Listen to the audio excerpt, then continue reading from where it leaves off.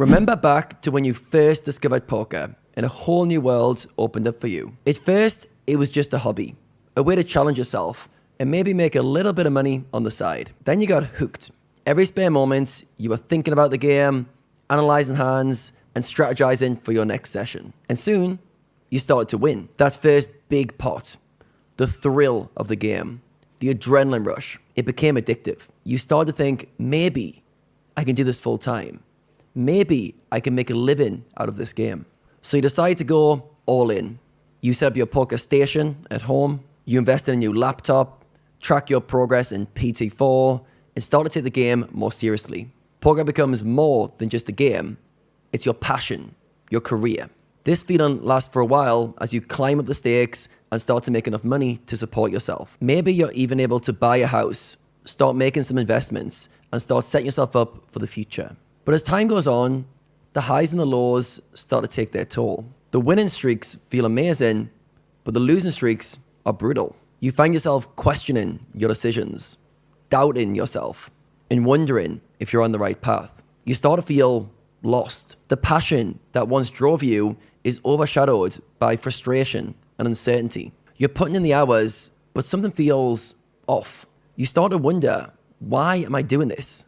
Where is this journey taking me? If this sounds familiar, you're not alone. Many players hit this point on their journey. It's a critical moment where you need to reconnect with your core values and align your path with what truly matters to you. In this video, we're going to explore how embracing your core values can help you find direction on your poker career. Things change. One of the challenges poker players face is the initial things that got you into poker soon start to fade over time. The novelty of playing an exciting strategy game wears off. The thrill of winning and losing money gets old. The dream of one day playing high stakes starts to feel less achievable. What's left is the day-to-day grind. You've made so many sacrifices for poker, you start to question, is it all worth it? I'm here to tell you, this is normal.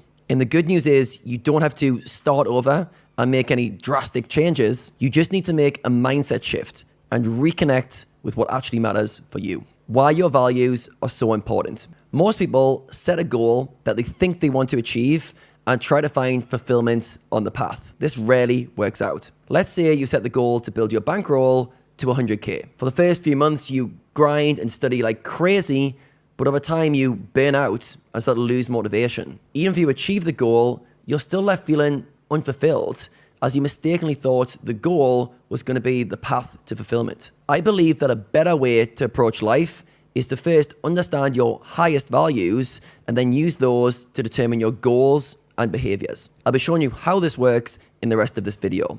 Step 1, understand your core values. I'm going to share with you a path I took to discovering my values and share with you a path to understanding your own. I made a lot of mistakes along the way, which hopefully you won't have to. So I got into poker as a broke 23-year-old who had just graduated university. Poker was my way to escape the normal life path and maybe to make some money on the way. My first year of poker was super stressful as I moved to Thailand with some friends and tried to figure out if I could actually play this game, whilst also having to pay the bills and expenses that were coming in. It was very much about survival. Every dollar I made grinding went straight out of my account. To make things worse, I got a letter from my bank in England telling me that they'd closed my account and that I'd had to pay back my £2,000 overdraft, around $3,000, immediately. This was money that I did not have. So I put that letter in a drawer and thought I'd deal with that another time. It took about a year of grinding every day before I felt like the world wasn't going to collapse on me at any moment. Somewhere in my second year of poker, I started to make some money. I started to pay off my debts, build up my bankroll, and actually have some money in my bank account for the first time in 5 years. In case you didn't know, students are super broke.